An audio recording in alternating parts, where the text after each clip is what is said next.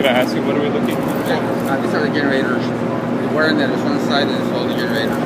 Or they had the light on, the other ones are on. And what are their capacity? 133 megawatts. For each one? Each one. Build the diversion tunnels, and then they started pouring the concrete once the diversion tunnels were in place.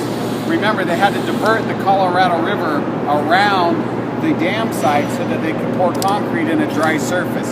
So they had two 50-foot diversion tunnels on each side of the canyon diverting Colorado River water. All right, once they were done with the dam, then they plugged those holes back up and they started running water through the facility.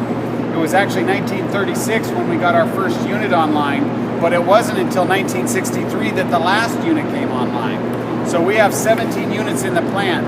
On this side there are 9, on the other side there are 8. The 8 units, the main units are 130 megawatts. On this side, the last unit that would have been number 8 is actually 2 smaller units, a 70 and a 60. So we still count it as one 130 megawatt unit. The dam is 45 feet thick from back to front when you're up on the road. All the way down at the riverbed bottom, it's 660 feet. And I know you guys are from Europe, so you guys don't use feet, and I don't know metric, so I apologize. But just to give you an idea of how thick the dam is at the bottom, if we were to stand with our back against this wall and look all the way down there, that's still 10 feet shorter than the thickest part of the dam. And this is 3 football fields long, so it does give you a reference point of how big this structure is. We're actually about 450 feet away from the river right here.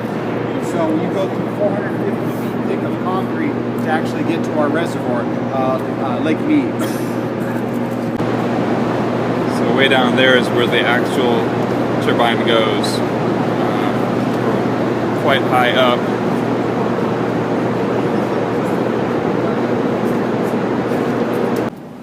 This is the area where the water actually comes out of the turbines after it's been run through generated electricity and it's released back into the river. As Rob said, this was powered up in increments over time.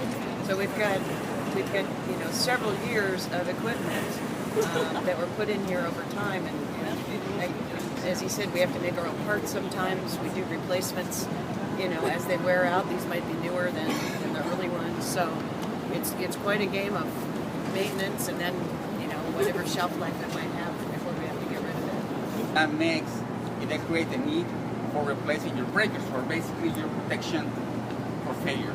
Same thing at your house, it's just bigger. What did you say? What did you say happened here? Transformers 1. This is where they shot some of the scenes for, I guess, before the main battle, I guess, with the Allspark, the sword.